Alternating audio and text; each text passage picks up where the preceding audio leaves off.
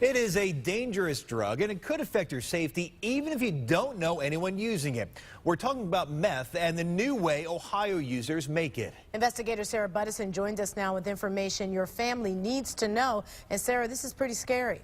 It really is. It's called the shake and bake method, and it has nothing to do with chicken.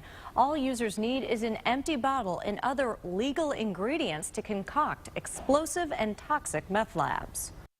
You may have seen photos like these showing how meth ravages addicts' bodies. It's a really, really horrible drug. But you may not know the trendy way to make it could endanger you and your family. Obviously, a McDonald's parking lot full of people having dinner is not a great place to have a meth lab explode. Chillicothe police found the lab last summer and called BCI agent Dennis Lowe, an expert in handling them, for help.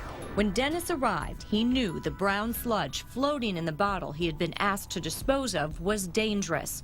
That hot July day, he was also reminded how unpredictable meth labs can be. I had a fireball erupt out of my bucket that I was working in, right in basically my face. So a fireball kind of engulfed my head. A firefighter standing by extinguished the flames. Dennis's Nomex suit protected him from what would have been serious burns to his face. The fireball just kind of was from about this point on my chest up over my head. The bottle that blew up was what's known as a one-pot or shake-and-bake meth lab.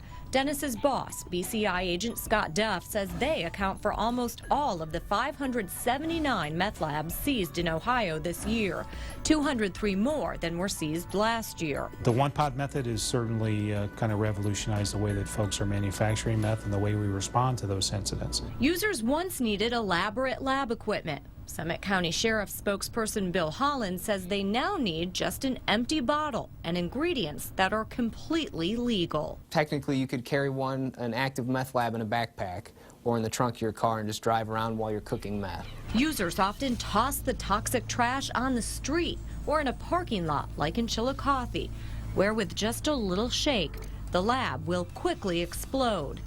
Check out this BCI training video. It takes only 25 seconds from the time the air is let in for the bottle to burst into flames. We're dealing with an extraordinary number of fires and explosions as a result of that method. Like in Ashtabula, where one man was killed and 4 were hurt when a meth lab exploded at a nursing home in March.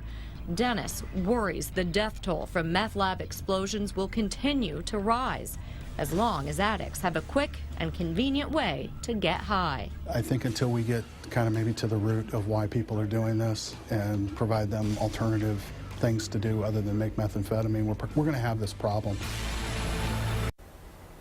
Here's what you need to know to protect yourself and your kids. If you see a bottle that looks like this, there's brown sludge at the bottom or pieces of metal floating in liquid, do not touch it. It might be meth trash. Instead, call police so they can safely remove it. On your side, I'm investigator Sarah Buttison, News Channel 5.